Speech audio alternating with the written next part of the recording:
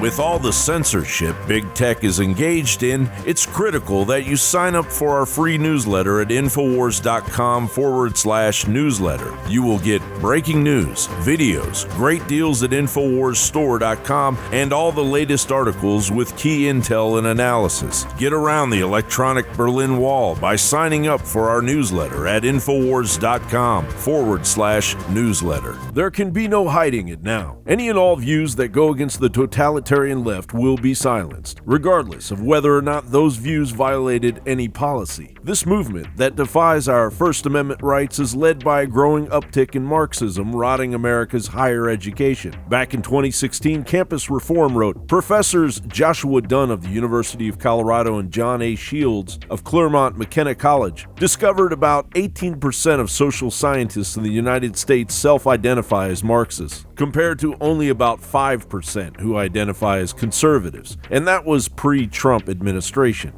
Sure, maybe there's a couple more lefties than you'd expect, but it's having no meaningful impact on our ability to have serious discourse.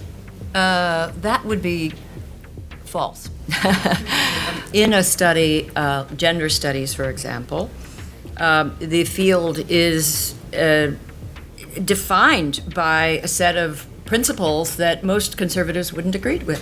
For example, the fashion now is intersectionality. And you will find many departments now, but especially gender studies, explicitly saying we are committed to intersectional analysis of society, and that means they view American society as a matrix of oppression. There is a fallacy at the heart of this theory, which is that ostensibly it's trying to discourage sexism, racism, classism, but to discourage it, it practices them. Everything that the intersectional feminists say that the patriarchal oppressor does, to them, that they are excluded, silenced, marginalized, otherized, they actually do that, they try to do that to the guilty, sinful, male privileged elite. And so you have a lot on the campus now, a lot of very ugly situations. Recently, a team of George Washington University researchers released a paper last month which demands the mass banning of conservatives on social media and the reconstruction of a COINTELPRO-esque infiltration of so-called hate groups. The term hate groups has morphed into a definition of any group the ADL and Silicon Valley deem counter to their globalist vision for the United States. And now the Federal Election Committee, led by liberal chairwoman Ellen Weintraub, is summoning Facebook, Google, and Twitter to a meeting on September 17th to address digital disinformation amid concerns that new forms of Russian-style social media manipulation will target the 2020 election, according to Politico. The Politico article goes on to reveal the event will address growing concerns about homegrown disinformation too, as the Russian narrative twists in the wind. Apparently it is now all hands on deck in a full-blown censorship rollout ahead of the 2020 election, which is already sizing up to be stolen by the Democrats. And when I have to explain the Electoral College, I always get this kind of perplexed look. It's like a tennis match, and if you win the set, then you get all the points. And then they say, but why do people accept that? And what I have historically said is, well, in the end, it usually doesn't matter. Historically, most elections, the person who wins the Electoral College is also the person who wins the popular vote, so everybody's happy. But of course, more recently, that hasn't been happening all the time. And I worry that just like these other countries where the people from other countries were confused about it, that people in our own country will come to feel that the result is not legitimate. There is no evidence of rampant voter fraud in 2016 or really in any previous election. People have studied this. Academics have studied this. Lawyers have studied this. The government has studied this. Democrats have studied this. Republicans have studied this. And no one can find any evidence of rampant voter fraud, either historically or particularly in the 2016 elections. I think it is damaging to our democracy to spread information like that if there is no proof. Now, if there is proof, then we really need to be taking action about that. These are serious allegations. 88-year-old Irvin Miniszewski of Loveland died on September 2011. 6 weeks after his death, a vote was cast in his name. We did find a single voter that did vote. a deceased voter that did vote, unfortunately. So a dead person voted? Dead person voted, yep. The same records that still showed Emily as a qualified voter for this coming November 2nd election recorded her as actually voting in the presidential elections 2 years ago. But that's impossible because she was cremated 2 months before the election. Your vote gets discounted because they come in with a burger on it and they can vote. People think, it's a liberal thing to do, but I take my vote seriously.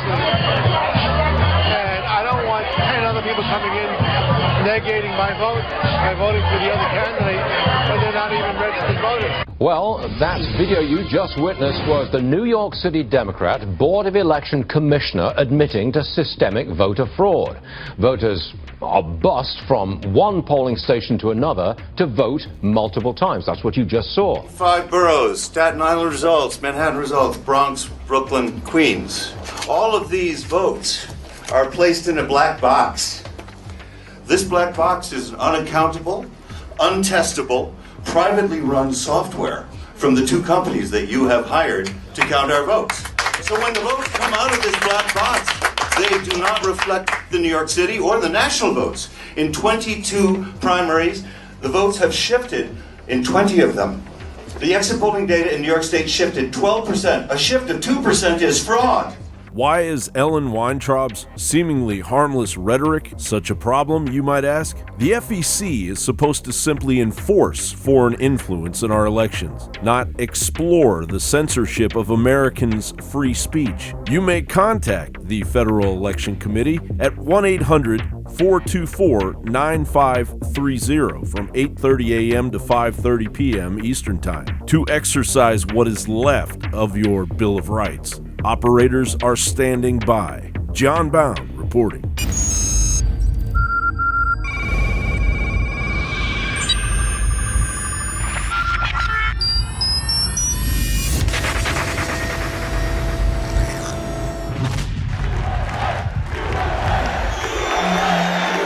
Cognitive dissonance is a major issue amongst the left. It can be very stressful dealing with facts you refuse to accept. If you have a family member suffering from this degenerative mental condition, buy them a bottle of Ultimate Fish Oil from InfoWarsStore.com. Studies have suggested that fish oils and fish oil supplementation can slightly lower blood pressure, decrease triglyceride levels, decrease the growth rate of plaque, and provide a soothing reduction in inflammatory responses in joints and the digestive system.